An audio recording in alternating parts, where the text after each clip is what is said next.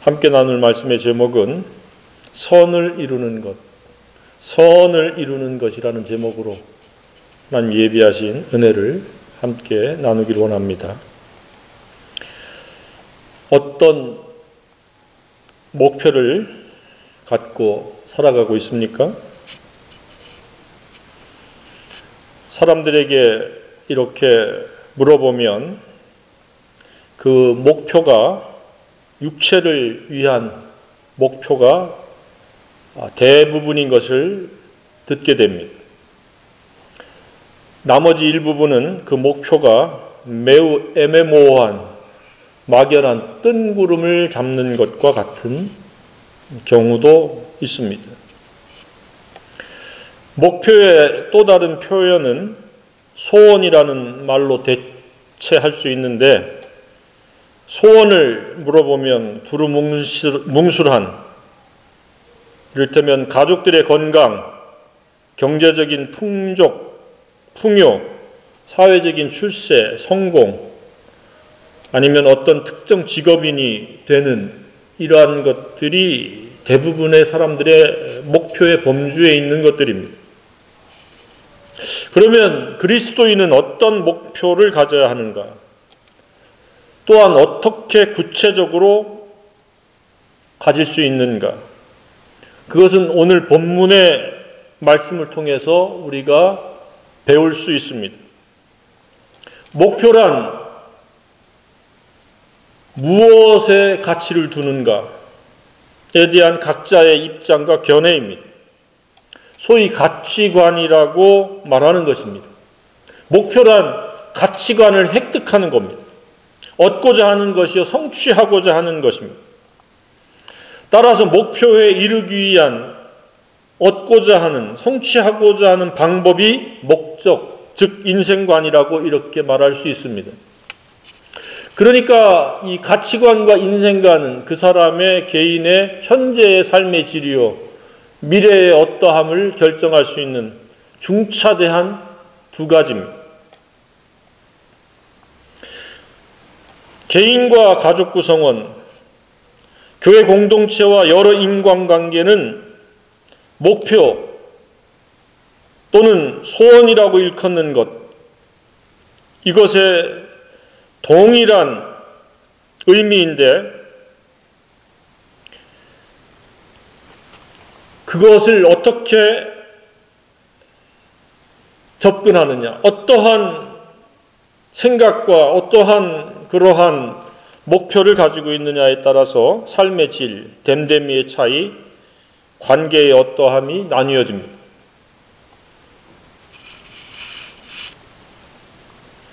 부부 사이도 목표, 그 뜻이 다르면 사사건건 갈등이 생기고 충돌과 마찰과 반목이 생길 수 있습니다. 부모 자식 간에도 상호 가치관이 다르면 서로 불편한 사이로 전락할 수 있고 불편한 관계가 되어질 수 있습니다. 뿐만 아니라 아무리 부모의 가치관이 선하고 최고의 것이라 할지라도 그것을 동의하고 공감하고 따르지 않으면 아무리 강조해도 잔소리에 지나지 않을 것이라고 생각이 되어집니다. 오히려 자꾸자꾸 반발심, 반항심만 더 두터워질 가능성이 높습니다. 많은 사람들이 그렇습니다. 진리요 하나님의 말씀이 영이요 생명이요 본질인데도 불구하고 귀를 열어 들으려고 하지 않습니다.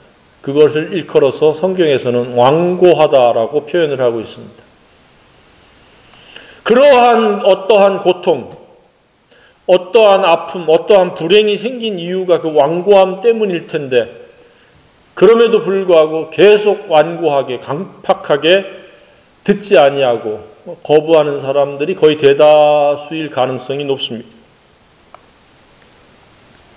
그래서 최고의 가치, 최고의 목표, 마땅히 가져야 될 소원을 제시를 하더라도 그가 열린 마음으로 들을 귀가 있는지를 생각해야 됩니다. 체크해야 됩니다. 최고의 목표요, 가치요, 생명이요, 본질이요, 영인, 이 진리를 제공을 해도 그가 열린 마음, 열린 귀를 갖고 있지 아니하면 잔소리로 둔갑되어집니다. 쓸모없는 것이요, 관심을 가질 필요가 없는 무가치한 것으로 전락되는 경우가 그러한 이유 때문에 그렇습니다. 그럼에도 불구하고 우리는 때를 얻든지 못 얻든지 최고의 가치인 하나님의 말씀을 선포해야 됩니다. 그러나 거기에 지혜가 더해지면 금상첨화일이라고 믿습니다. 목표와 목적은 동전의 양면처럼 하나입니다. 목표가 올바른 것이요, 최고의 것이라면 방법도 최선의 것으로 다가가리라고 생각이 되어집니다. 목표가 잘못되어지면 목적도 불량할 수 있습니다. 우리의 생애는 하나님의 은혜와 주권 아래서 목표와 목적이 최고와 최선이 되어야 합니다. 차선과 차선의 것도 되지 않습니다. 많은 사람들은 최고와 최선이 아닌 차선이나 최악의 것으로 살아가는 경우가 많이 있습니다. 하나님께서는 당분간 허용해 주시지만 영원히 끝까지 허용해 주시지는 않습니다. 가치란 이처럼 영원한 것이 되어질 때의 가치인데 이 땅에서의 가치는 입장을 달리합니다. 주로 외재적인 것을 가치라고 생각을 하고 살아갑니다. 그래서 외재적인 가치의 핵심인 돈을 숭배합니다. 돈의 종노릇을 합니다. 그러나 하나님은 보이지 아니하는 외재적인 가치, 진리의 가치, 영원한 가치, 본질이요 영인 하나님의 말씀을 가치라고 말씀하고 있습니다. 우리는 외재적인 가치는 수단으로 삼고 내재적인 가치인 이 영원한 가치에 주목하고 우선순위를 두고 몰두해야 된다고 생각이 되어집니다. 동시에 둘 다 우선순위에 둘 수는 없습니다. 이것을 일컬어서 우리 주님은 주인이라는 표현을 사용하고 있습니다. 가치관이 무엇이냐가 그 가치가 주인이라는 말씀입니다. 돈이 가치가 되어지면 그는 돈의 종이 되어지는 겁니다. 반면에 진리와 하나님이라고 하면 그는 하나님의 종으로 살아가는 이야기입니다. 하나님은 외재적인 가치가 주인이 되어서 외재적인 가치의 종으로 사는 것이 아니라 하나님과 하나님 말씀의 종으로 살기를 원하고 있습니다. 어떻습니까? 무엇이 가치입니까? 돈과 같은 외재적인 것이 가치입니까? 아니면 하나님과 하나님의 말씀이 가치입니까? 가치는 주인이면서 반드시 사랑의 관계로 발전하게 되어 있습니다. 그리고 항상 함께 동행하게 되어 있습니다. 무엇과 동행하고 있습니까? 하나님과 하나님 말씀입니까? 아니면 돈을 사랑하고 돈과 동행하려고 하고 있습니까? 물론 돈은 필요한 것입니다. 수단입니다. 그러나 주인이 될 수는 없습니다. 절대적인 동행의 조건은 아닙니다. 그러나 하나님과 하나님의 말씀은 반드시 있어야 될 절대적인 동행의 조건이고 필요 조건입니다. 둘 다 놓치고 싶지 않다면 이것은 매우 어리석은 생각입니다. 차지도 덥지도 않은 어중간한 입장입니다. 하나를 반드시 놓아야 하나를 잡을 수 있습니다. 하나가 주인이 되어질 때 또 다른 것은 수단이 되어집니다. 돈을 사랑하면 결코 하나님을 사랑할 수가 없습니다. 반면에 하나님을 사랑하면 외재적인 것은 수단으로 이용될 뿐입니다. 그와 같은 저와 여러분이 되기를 간절히 소망합니다. 정직하게, 솔직하게 나의 주인은 무엇인가? 하나님과 하나님 말씀인가? 아니면 외제적 가치인 돈인가? 확정해야 됩니다. 그리고 돈이 나의 주인이었다라고 하면 철저하게 회개하고 돌아서야 됩니다. 하나님만이 나의 유일한 구원자시요, 모든 좋은 것의 필요자시요, 동행자시요, 양육자시요, 인도자시요, 치료자시요, 회복자시요, 심판자요, 인도자이심을 고백해야 됩니다. 우리 주님의 말씀을 주의 깊게 주목하고 귀담아 들어야 됩니다. 한 사람이 두 주인을 섬기지 못할 것이니 이는 두 가지 가치관을 동시에 둘 수 없으니 혹 이를 미워하고 저를 사랑하거나 혹 이를 중히 여기고 저를 경히 여김이라. 너희가 하나님과 재물을 겸하여 섬기지 못하느니라. 마태복음 6장 24절에 말씀하고 있습니다. 우리는 하나님과 하나님 말씀과 사랑의 관계를 맺어야 됩니다.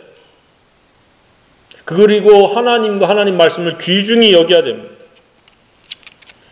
가치가 아닌 것은 경히 여기는, 가볍게 여길 수 있는 그러한 가치관과 인생관을 가져야 됩니다. 어떻게 그것을 알 수 있느냐? 가장 많은 생각을 차지하고 있는 것이 무엇인가? 내 생각의 비중이 가장 큰 것이 무엇인가? 무엇에 시간과 노력과 애씀이 있는가? 그것이 그의 주인일 가능성이 매우 높습니다. 물론 일을 하면서 주님과 동행하면서 주님의 사랑을 고백하면서 주님의 인도함을 순간순간 받으면 주님이 주인이지만 주님을 배제시키고 일 자체에 몰입되어 있다라고 하면 그는 일의 종이요 돈의 종이 될 가능성이 매우 높습니다. 오직 하나님이 유일한 나의 주인이요 영원한 가치임을 수시로 고백할 수 있기를 주님의 이름으로 축복합니다. 외재적인 모든 가치는 아무리 많든 아무리 적든 다 놓고 갈 수단입니다. 지금도 어디선가 누군가는 육체와 영혼이 분리되어지는 죽음을 맞이합니다. 육체와 관련된 모든 것은 아무리 미련을 두고 욕심을 부려도 가지고 갈 수가 없습니다. 그러나 그가 이 땅에 살아있는 동안에 하나님을 사랑하고 하나님을 찬양하고 하나님을 감사하고 하나님의 뜻에 순종한 것들은 영원히 가지고 갈 수 있습니다.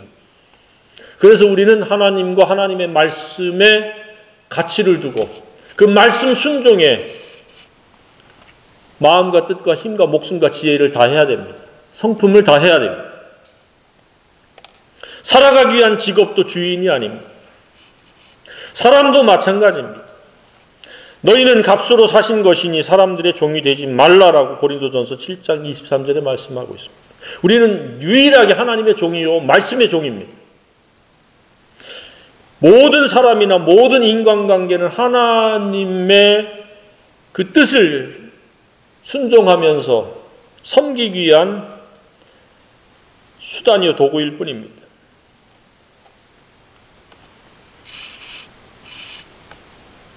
하나님을 가치요 목표요 뜻으로 섬긴다는 것은 사랑을 가치로 삼고 목표로 삼고 섬긴다는 그런 의미입니다. 그러니까 사랑이 목표요, 사랑이 목적이 되는 겁니다. 오늘 본문이 말씀하고 있는 핵심 키워드는 사랑을 이루는, 선을 이루느니라, 모든 것이 합력하여 선을 이루느니라고 하신 이 말씀의 의미가 바로 그겁니다. 이런저런 현상, 이런저런 상황, 이런저런 인간관계, 이런저런 사건, 사고를 통해서 그 사람이 사랑이 가치요, 사랑에 이르도록 하기 위한 하나님의 일하심이라는 의미입니다. 오늘 이후로는 사랑이신 하나님, 그 사랑이 가치가 되고 목표가 되고 뜻이 되고 소원이 되고 바뀔 수 없는 주인이 될 수 있기를 축복합니다. 성령을 보내신 이유도 바로 그겁니다. 성령께서 우리 속에서 간절히 그 중보기도하는, 말할 수 없는 탄식으로 우리를 위하여 친히 간구하시는 그 간구도 하나님과의 사랑의 관계를 맺도록 하기 위한 간구입니다. 28절에 그것을 설명하고 있습니다. 왜 성령께서 우리 속에 임재하셔서 우리를 대신해서 무엇을 간구하시는가? 하나님을 사랑하도록 하기 위해서 간구하십니다. 끊임없이 하나님의 사랑을 생각하도록 일깨워 주시기 위해서 성령이 역사를 하십니다. 그러니까 성령님의 나타남과 능력이라고 하는 것은 하나님의 사랑을 발견하는 것이요, 하나님의 사랑을 믿는 것이요, 하나님의 사랑을 감사하는 것이요, 하나님의 사랑에 감동된 품격을 이루는 것이요, 하나님의 사랑이 흘러나오는, 실천되어지는 삶이 선을 이루는 겁니다. 이 말씀은 굉장한 의미가 있습니다. 구원의 목적이요, 창조의 목적을 지금 담고 있고 말씀하고 있는 겁니다. 성령께서는 지금도 우리가 하나님의 사랑과 관계를 맺고 그 사랑 안에서 살기를 원하시는 겁니다. 근데 그 사랑을 좀 더 세분화시키는 것이 마음을 다하고 뜻을 다하고 힘을 다하고 목숨을 다하고 지혜를 다하고 성품을 다하고 힘을 다하는 그런 사랑의 관계를 맺는 겁니다. 왜냐하면 자꾸 마음이 다른 길로, 곁길로 빠지기 때문에 그렇습니다. 좌로나 우로나 치우친다는 게 그겁니다. 사랑에서 자꾸 벗어나는 겁니다. 사랑하지 말아야 할 다른 것을 향해 걸어가는 겁니다. 그래서 좌로나 우로나 치우치지 않고 똑바로 갈 수 있는 것은 바로 하나님을 사랑하는 겁니다. 한결같이 사랑하는 것이 미가서 6장 8절에서는 선이라고 정의를 하고 있습니다. 그것을 정의라고 말씀하고 있습니다. 겸손으로 동행할 수 있는 유일한 방법이라고 말씀하고 있습니다. 우리는 사랑에 의해서 선을 이룰 수 있는 피조물들입니다. 그래서 성령께서 역사하셔서 선을 이룰 수 있는 그 방법이 뭐냐? 하나님을 사랑하도록 하는 것. 하나님은 사랑이시요 선의 근본이십니다. 그래서 그 사랑을 통해서 그 사랑을 배울 수 있습니다. 그런데 성경 곳곳에서 말씀하고 있는 바 잘못된 사랑으로 하나님께 나아가는 무리들이 많았습니다. 종교적 의무로, 이벤트로, 의무로, 체면으로 마음과 뜻과 힘을 다해서 사랑하는 것이 아니라 성품을 다하고 힘을 다해서 사랑하는 것이 아니라 사랑하는 척만 하는 겁니다. 저와 여러분은 전심으로 하나님을 사랑할 수 있기를 원합니다. 사랑이 없으면 나머지는 비본질이요 그림자와 같이 사라지는 비본질임, 현상에 불과합니다. 사랑만이 과거, 현재, 미래의 유일하고 영원한 가치라는 것을 깨달아야 됩니다. 뛰어난 재능, 화려한 언변, 놀랄만한 이벤트성 헌신, 감동을 끼칠 수 있는 구제도 사랑이 없으면 아무것도 아니라고 바울은 말씀하고 있습니다. 한결같이 변함없이 사랑이 유일한 가치요, 주인이요, 목표가 되기를 간절히 소망합니다. 사랑이 주인이 되면 언제나 사랑의 종으로 살 수 있습니다. 사람이나 돈이나 재물이 가치가 되고 주인이 되면 그것의 종이 되어서 그것을 위해서 살아가도록 되어 있습니다. 저와 여러분은 오직 사랑으로 종노릇하는 은혜가 필요합니다. 두 번째로 하나님께서 선을 이루어 가시는 대상은 누구냐? 하나님의 뜻인 사랑을 위해서 부름받았다는 것을 아는 자들을 통해서 하나님은 이 아름다운 위대한 선을 이루어 가십니다. 하나님께 구원받고 하나님의 뜻에 부름을 받은 자들은 바로 선을 이루기 위해서 부름을 받은 것입니다. 이러한 사랑을 성취하기 위해서는 반드시 내가 왜 구원받았는지, 왜 내가 하나님의 은혜를 입었는지를 깨달아야 됩니다.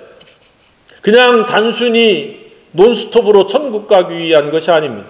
이 땅에서 하나님의 선을 이루기 위해서 하나님의 구원의 은혜를 베푸셨고 성령을 보내주셨고 진리를 우리에게 주셨습니다.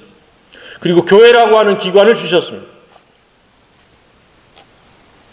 이러저러한 것들을 통해서 선을 이루기 위하심입니다. 이처럼 세 번째, 하나님은 어떻게 선을 이루신다는 것입니다. 모든 것이 합력하여 선을 이루어 가신다는 겁니다. 모든 것이라고 하는 것을 우리가 주목을 해야 됩니다. 이것은 인간관계, 태어난 출신 내력, 내가 주어지는 상황과 형편, 재능, 이런 모든 것들이 총망라해서 합력해서 이러저러한 문제나 어려움이나 사건과 사고나 우환을 통해서 합력해서 선을 이루는 것. 사랑을 알게 하고 사랑을 담게 하고 사랑을 실행하도록 하기 위한 하나님의 일하심의 현장이라는 사실입니다. 하나님은 지금도 쉬지 않고 일하고 계십니다. 바로 합력해서 선을 이루도록 지금도 저와 여러분을 위해서 일을 하고 계십니다. 그래서 그 일은, 그 사건은 왜 일어났느냐? 선을 이루기 위해서 그렇습니다. 내가 왜 우리 집안에서 태어났느냐? 선을 이루기 위해서 그렇습니다. 내가 왜 복음을 들었느냐? 선을 이루기 위해서입니다. 왜 이러저러한 힘든 상황에 놓여져 있었느냐? 선을 훈련하고 선을 이루기 위한 하나님의 일하심 속에서의 학습 현장이요, 학교입니다. 그렇지 않으면 우리는 불평불만을 토로할 수밖에 없습니다. 그러나 하나님의 일하심 가운데 선을 이루어 가시는 한 부분이다라고 생각하면, 모든 것이라고 생각하면 불평불만할 게 없습니다. 그 어려움이, 그 고통이, 그 힘듦이 우리를 선으로 이끌기 위한 하나님의 일하심의 현장이요, 과정이었었다는 사실입니다. 앞으로도 그렇습니다. 선을 이루면, 선을 이루기 위한 훈련은 점점점 쉬워질 것이고, 선을 이루지 못한, 선을 이루어야 될 것이 많다라고 하면 훈련의 강도는 세워질 겁니다. 나이가 많든 적든 상관이 없습니다. 하나님은 끝까지 계속해서 선을 이룰 때까지, 그 목표하신 데까지 계속해서 푸시를 가합니다. 달리는 말에 채찍질 하듯이 크고 작은 사건과 사고와 우환과 시련과 여러 인간의 인생 막대기와 인생 채찍을 통해서 선을 이루어 가실 것이라고 확신을 합니다. 그러니까 단순한 갈등, 문제를 문제로 보지 않고 선을 이루기 위하신 하나님의 합력한 모든 것 중에 한 부분이라는 것을 깨달아야 됩니다. 그러면 그 상황이 감사로 바뀔 것이라고 확신합니다.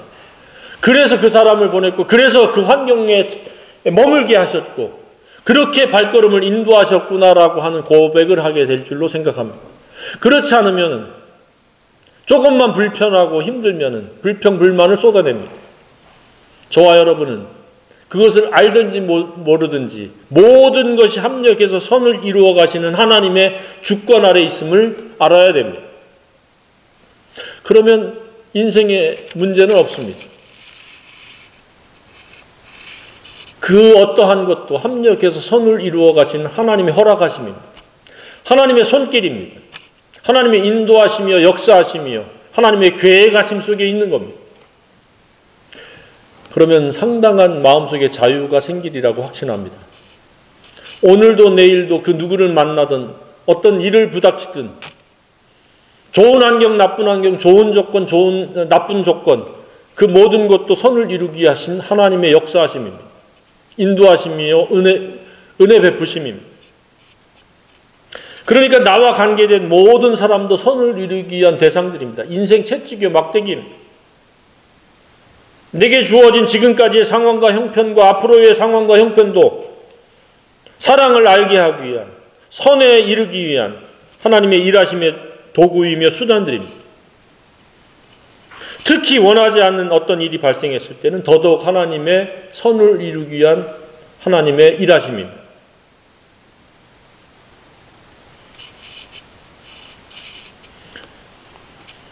그래서 어떤 사람은 부정적인 측면에서 사랑을 생각하고 배우게 하는 대상일 수도 있고, 어떤 사람은 긍정적인 측면에서 사랑을 생각하고 배우게 되는 대상일 수도 있습니다. 저렇게 하면 안 되겠구나, 저건 최고가 아니구나, 최선이 아니구나, 잘못된 생각과 잘못된 행동으로 살아가는구나 라고 선을 이룰 수 있습니다. 사랑을 배울 수 있습니다. 때로는 저렇게 해야 되는구나 라고 배울 수 있는 그런 인간관계가 하나님께서 우리에게 허락하신 인간관계입니다.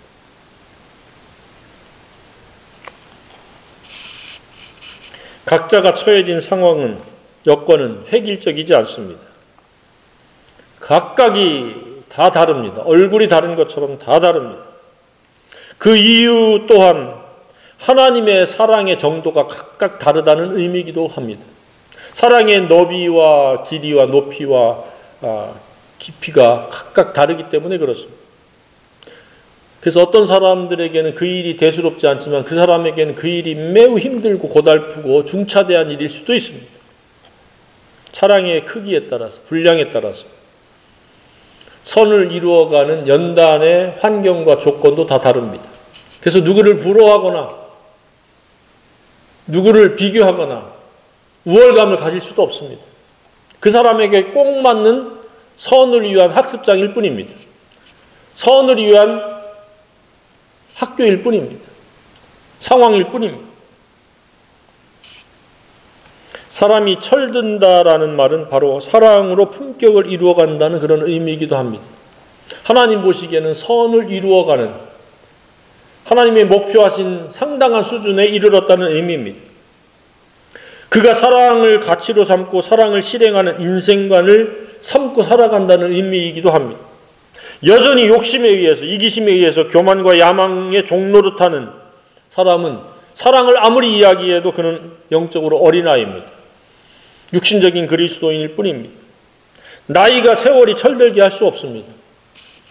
하나님의 선하심 속에서, 일하심 속에서 우리는 진리에 의해서 철들 수가 있습니다. 그가 성령의 음성을 예민하게 들을 수 있고 진리에 의해서 지배를 받을 수 있는 환경이 되어졌을 때 그는 사랑으로 철든 사람이요, 그는 영적으로 성숙한 사람입니다. 여전히 스스로의 생각대로, 스스로의 관점대로 살아가는 것은 매우 미성숙한 사람입니다. 철드는 것과는 전혀 거리가 먼 사람들입니다. 언제 어디로 튈지 모르는, 언제 어떻게 어떤 행동을 할지 모르는 매우 위험천만한 사람들입니다. 사랑에 의해서 반응할 수 있는 사랑의 품격이요 품행이 이루어지기를 주님의 이름으로 축복합니다. 예측 가능한 사람입니다. 어떠한 일이 발생해도 그는 사랑으로 반응할 준비가 되어 있기 때문에 이상한 행동, 잘못된 행동, 어디로 튈지 모르는 그러한 위험한 사람은 아닙니다. 사람이 철들지 못하기 때문에 상처를 주고받고 갈등하며 때로는 관계를 단절하고 멀어지기도 하고 고통과 불행을 당하게 되는 것이 바로 이 철들지 못하기 때문에 그렇습니다. 자식이 철들지 못하면 부모에게 부담을 주고 상처를 줍니다. 부부간에 배우자 중에 한 사람이 철들지 못하면 철든 사람에게는 근심의 대상이 될 수밖에 없습니다. 교회 공동체 안이나 가족 구성원에도 마찬가지입니다. 철들지 못한 사람이 많으면 많을수록 그 영적 지도자는 매우 힘듭니다. 어렵습니다. 모든 사람이 진리로 철들었으면 참 좋겠습니다. 나에게 주어진 과거도 그렇고 현재와 미래도 오직 사랑을 위해서 있었고 현재도 사랑 때문에 내가 존재하고 미래에 얼마의 시간과 기간이 주어질지 모르지만 그것도 오직 사랑을 위해서 주어진다는 것을 잊지 말아야 됩니다. 불필요한 것, 쓸모없는 것에 연연하고 소원을 갖는 것은 이중적인 불행을 자초하는 겁니다. 이루어져도 문제고 이루어지지 않아도 문제입니다. 합력해서 사랑을 완성하기 위한 모든 것이라는 것을 우리가 기억해야 돼요. 자기를 수시로 성찰하고 분별하는 것도 내가 지금 사랑으로 말미암는 품격인가? 사랑으로 반응할 수 있는 최선의 인생관인가? 그렇지 않으면 즉각적으로 회개하고 사랑을 방해하는 욕심을 십자가에 못 박고 정욕을 십자가에 못 박아버리고 교만과 고집과 비교의식들을 못 박아버려야 돼. 그리고 오직 사랑의 성품을 갖춰야 돼요. 그래서 말씀을 주목하고 읽어야 되고 묵상해야 되고 성령의 음성을 들을 수 있어야 됩니다.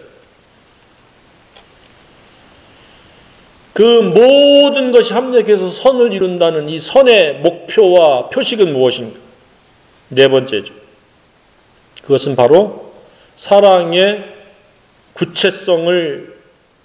구체성과 실제가 되셨던 예수 그리스도와 같아지는 겁니다. 예수 그리스도는 사랑입니다. 사랑에 관한 표식이 아니고 사랑을 실행한 분입니다. 그보다 더 큰 사랑은 세상에 없습니다. 십자가에서 완전히 죽기까지 사랑한 사랑입니다. 죄가 없으신데도 막론하고 죄 있는 죄인들을 위해서 대신 기꺼이 벌을 받은 사랑입니다. 예수님은 언제나 사랑의 기준이요 롤모델이십니다. 우리가 닮아야 될 모범입니다. 본받아야 될 표준입니다. 단순히 윤리도덕 의무와 체면과 차원이 다릅니다. 완전하게 모든 생명을 다 희생하고 내어주신 사랑입니다. 모든 피를 다 쏟으시고 살이 찢겨지신 사랑입니다. 그래서 본문의 그 형상이란 또한 그 아들의 형상을 본받게 하기 위하여 미리 정하셨으니 하나님의 선하심을 이루어가는 목표 지점은 예수와 같아지는 겁니다. 그 형상이라는 말은 사랑의 품격을 의미합니다. 예수님과 같은 라벨의 성품, 예수님과 같은 품격을 갖출 수 있는 것이 바로 하나님의 의도의 목적입니다. 성령이 간절히 간구하는 목적입니다. 하나님을 사랑해서 우리가 하나님 사랑을 위해서 부름을 받은 자요 모든 것이 합력해서 선을 이루는데 그 선을 이룬다라고 하는 목표 지점이 뭐냐? 예수 십자가 사랑과 같은 품격을 갖는 겁니다. 회개라고 하는 것도 그냥 단순히 윤리도덕적인 잘못을 돌이키는 것이 아니라 내가 사랑이 없었던 것을 회개하는 겁니다. 사랑으로 살지 못했던 것을 회개하는 겁니다. 사랑이 전혀 없었음을 고백하는 겁니다. 그래서 사랑을 덧입어지는 것이 바로 구원이요 의롭게 되어지는 겁니다. 그리고 그 사랑의 품격을 닮아가는 것이 거룩이고 사랑으로 반응되어지는 것이 경건이요 공의의 품행입니다. 십자가 사랑은 이와 같이 아는 것, 회개하고 믿는 것, 담는 것, 살아가는 것, 그리고 다른 사람들과 공유하는 것까지가 진정한 사랑입니다. 선을 이루는 것의 완성입니다. 하나님은 저와 여러분을 통해서 이렇게 선을 이루어서 또 다른 사람들이 선을 알게 되어지는 통로요, 도구요, 수단이요, 종이 되기를 원하시는 겁니다. 이 일은 사랑으로 완성되어서 갑니다. 그렇기 때문에 하나님은 지금도 쉬지 않고 일하시면서 선을 이루어 가시고 있습니다.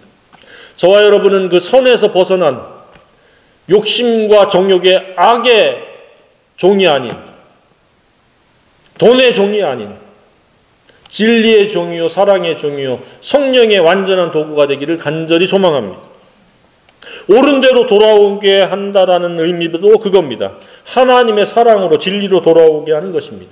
십자가 사랑을 덧입어서 그 십자가 사랑의 품격을 이루고 십자가 사랑의 품행으로 살아갈 수 있는 인격자, 이 시대에 하나님의 사랑을 반사시킬 수 있는 반사견과 같은 사람, 하나님의 사랑을 알게 하는 영적 영향력들로 세우기를 원하시는 겁니다.